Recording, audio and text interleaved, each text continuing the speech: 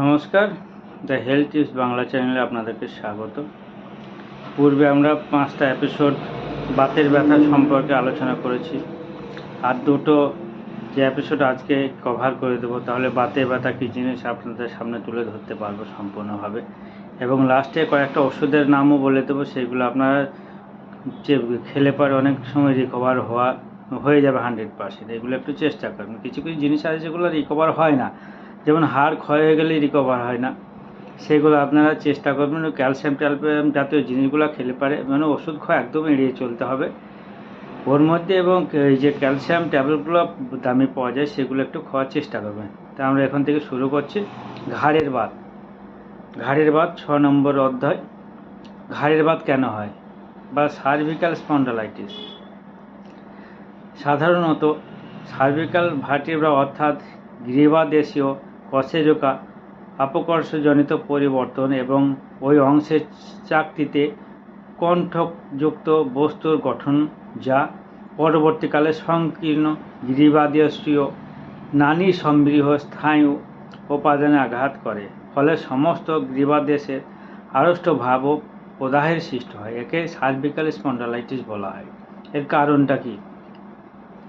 রোগের কারণ হচ্ছে চাকতির মধ্যে যে ঘাড়ের নিচে যে একটা ছোট্ট পড়া যন্ত্র থাকে, ওই চাকতির মতো জিনিস থাকে, হাড় ফাঁকা স্থানের দূরত্ব কমে যায়। মানে ওই চাকতিটা যে মানে আমাদের ব্যাকবোন আছে, ওই ব্যাকবোনগুলো প্রত্যেকটার একটার ওপরে একটা চেপে থাকে ওই হাড়গুলো, তাই সেই হাড়গুলোর ফাঁক হয়ে যায়। ঠান্ডা লাগা, উঁচু বালিশের শয়ন, উঁচু বালিশের শৈলীপার অনেক সময় ফাঁক হয়ে যায়। মাথার অধিকক্ষণ হেলমেট ব্যবহার করলে, স্নায়ুসংবয়যুতে রক্ত সরবরাহের ব্যাঘাত ঘটা, ভিটামিন বি কমপ্লেক্সের অভাব, অধিক সময় যানবাহন চলাচলের প্রবৃত্তির ফলে এই ব্যথা দেখা দেয়। এই ঘটনাটা ঘটে। এগুলো 40 বছরের ঊর্ধ্বে বেশি দেখা দেয়। মহিলা চেয়ে পুরুষেদের রোগ বেশি হয় এগুলো, কারণ হচ্ছে পুরুষরা বেশি খাটাখাটি করে, মাথায় বোঝা নেই, তার জন্য হয়। এগুলো দেখা যায় এই ঘাড়ের পিছনে দিকে ব্যথা যন্ত্রণা হতে থাকে। ক্রমশ এই যন্ত্রণা ক্যাপসুলা বা বাহুতে বিস্তার লাভ করে। ঘাড়ের ব্যথা নাও থাকতে পারে। ঘাড় নাড়তে বা ঘোরাতে প্রচণ্ড কষ্ট হয়। সর্বাঙ্গে আড়ষ্ট ব্যথা হতে পারে। গলার সামনে ঝোঁকানো সম্ভব হয় না। স্নায়ুতে আক্রান্ত হলে মাথা ঘোরা, মাথা ঝিমঝিম করা, কানে ভোঁ ভোঁ করা, এইসব জিনিসগুলো দেখতে পাওয়া যায়। আমরা রোগটা নির্ণয় কীভাবে করব? X-ray of cervical spine, AP and lat view, open mouth odontoid and both oblique view. কারণ এই রোগগুলো মানে দেখতে পাওয়া যায়, এইসব জিনিসগুলো করলে পারে। এর ওষুধগুলো আমরা পরে বলছি। আর একটা জিনিস আমরা এখানে ক্লিয়ার করে নিই, ফোবরা হাড়। এই ফোবরা হাড় বলতে কী বোঝায় আমরা একটু দেখে নিই। রোগের বিবরণ: আঘাত লাগা বা অন্যান্য কারণে হাড় না ভেঙেও ব্যথা, যদি হাড়ের ক্ষয় প্রাপ্তি ঘটে তবে অস্টিওপোরোসিস বলা হয় বা ফোবরা বলা হয়। এই রোগের বিভিন্ন কারণ থাকে। শরীরে ক্যালসিয়াম অভাব, হাড়ে আব বা ফোঁড়া হওয়া, দীর্ঘদিন শয্যাশায়ী থাকা, মহিলাদের ঋতু বন্ধের পর হরমোনের স্বল্পজনিত কারণে, বার্ধক্যজনিত কারণে এই রোগ হতে পারে। এই রোগগুলো মেয়েদের বেশি হয়। এই রোগের কোনো বয়স সীমা থাকে না। হাড় নরম হয়ে যাওয়া। রোগের লক্ষণ আমরা রোগটা বুঝবো কীভাবে, কী কারণে, কিসের জন্য হচ্ছে এটা? হাড় নরম হয়ে যাওয়া যন্ত্রণা হওয়ার প্রধান লক্ষণ। আক্রান্ত অংশে পার্শ্ববর্তী পেশির আক্ষেপ হওয়া প্রধান লক্ষণ। বিনা আঘাতে হাড় ভেঙে যেতে পারে। কোনো ধাক্কা না লেগে হাড়টা ভেঙে যায়। অনেক সময় টুক করে পড়ে গেলাম, ভেঙে গেল।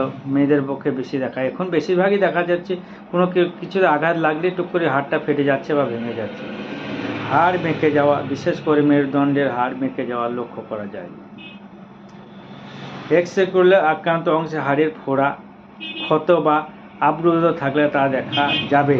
এছাড়া হাড়ের ঘনত্ব কমে যাওয়া, দীর্ঘ কমে যাওয়া মানে ছোট হয়ে যায় হাড় অনেক সময়, আকৃতি ক্ষীণ হওয়া প্রভৃতি লক্ষণের কারণ। এবার আমরা এই ব্যথার নিরাময় কিভাবে করব? প্রথমত হচ্ছে ডাইক্লোফেন জাতীয় ট্যাবলেট খেতে পারি। এছাড়া অ্যাসিক্লোফেনিক ব্যথার ট্যাবলেট, ওর সঙ্গে স্যারাটেপেপটেনাইনও থাকতে পারে, ক্লোরোজক্সনও থাকতে পারে। এই সব জিনিসগুলো ব্যথায় ব্যবহার করা যায়। এবং একান্ত না কমলে ইনজেকশন, যেমন নিউরোবিয়ন বা নিউরোকাইন্ড ইনজেকশন, শিরা বলি তো আমরা, যে পেশির আগে আপনাদের সামনে তুলে ধরেছিলাম পেশির ব্যথা কেন হয়, নিউরোবিয়ন ইনজেকশন দিলে পেশির ব্যথাটা কমে যায়। এছাড়া ব্যথা হয়ে গেল, এবার ওর সঙ্গে সঙ্গে একটা স্টেরয়েড ব্যবহার করা যেত। স্টেরয়েড যদি আমরা দিই তাহলে ব্যথাটা একটু কমিয়ে আনতে পারে। তাছাড়া অ্যান্টাসিড খেতে হবে ব্যথার সঙ্গে। এর সঙ্গে সঙ্গে যে ক্ষয়জনিত ব্যাপার হচ্ছে, এগুলোকে ক্যালসিয়াম, ভিটামিন D3 এই সমস্ত জিনিসগুলো খেতে হবে। অনেক সময় দেখা যায় ডাক্তারবাবুরা লেখেন ক্যালসিয়ামের কমে যায়, তার জন্য 6 লক্ষকে যে ক্যালসিয়াম ট্যাবলেট পাওয়া যায় D3, সেইগুলো ব্যবহার করা যায় সপ্তাহে একটা করে। এই জিনিসগুলো ফলো রাখতে হবে, তবে নির্দিষ্ট কোন অসুখ হচ্ছে সেটা দেখে সেই জিনিসগুলো ব্যবহার করতে হবে।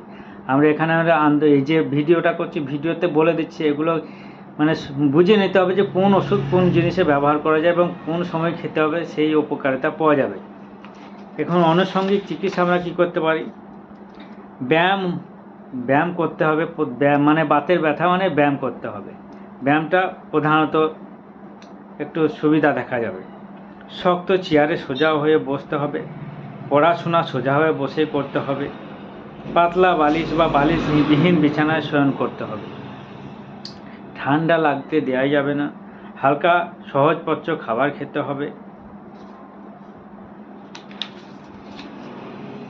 আর মেয়েদের জন্য যেটা বলছিলাম, ওই ঋতুস্রাব বন্ধ হয়ে গেলে ওইগুলো কী করে ব্যথা কমানো যায়? মাছ, মাংস, ডিম, দুধ, ঘি, এই প্রোটিন জাতীয় খাবারগুলো খেতে হবে।